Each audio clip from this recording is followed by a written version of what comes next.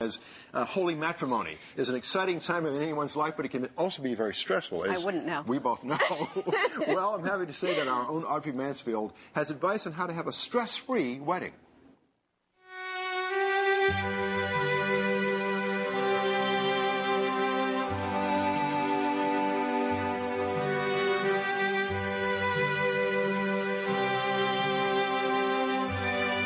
It takes a year to plan a wedding, and that's if you know what you're doing.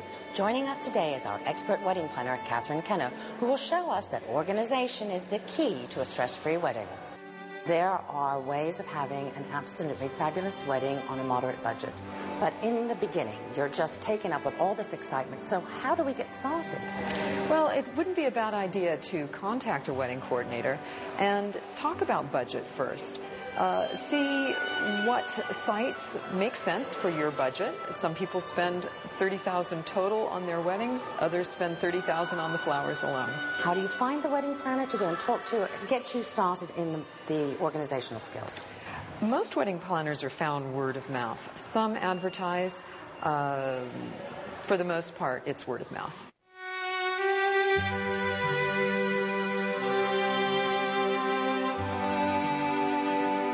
I think the typical Bay Area wedding, I believe now, is an average wedding is about $30,000. For 120 people, you can often be at $50,000, and for 200 people, you can be talking about $100,000 plus easily.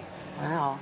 And how much would the wedding planner, how much of a percentage of that would she be? Usually it's about 10% of the overall budget for wedding planning. Let's talk about protocol a little bit, because a lot of people don't understand the etiquette that's involved when you get married. So does the wedding planner help you with that? Absolutely. There are certain things, and I admit that I go to my Emily Post every now and then just to find out, especially when it comes to invitations, the wordings of invitations. They can be tricky. So they have an idea in mind, and it might be way out there, but you can make that. It might be way out there. It might be a completely modern aesthetic with in an industrial space. It might be a romantic candlelit dinner here in the Grand Hall of the Flood. It's as different as the clients are different. So when they get to you and they tell you how many people they want to invite to the wedding, you always start off with one number. It never stays at that number, does it? Usually people think that they're going to have more at the wedding than they actually do. A lot of people don't necessarily want to travel in. Many people say we think we're going to have 200, and it usually ends up being about 170. Now, we've been asking everyone to give us their top 3 don'ts. You're on the spot, Kathryn. Don't overspend on any one item. Try to keep family conflicts to a minimum. And keep it happy. Don't get uptight about the whole process. Now, the do's. 3 do's. Well, try to hire the best that you can. That's important for your budget. Try and create this event together, the bride and the groom together, so that you're on the same page with the kind of event you want. And along the way, when you're interviewing vendors, make sure you ask for references. That will make you feel much more comfortable to have that and feel assured.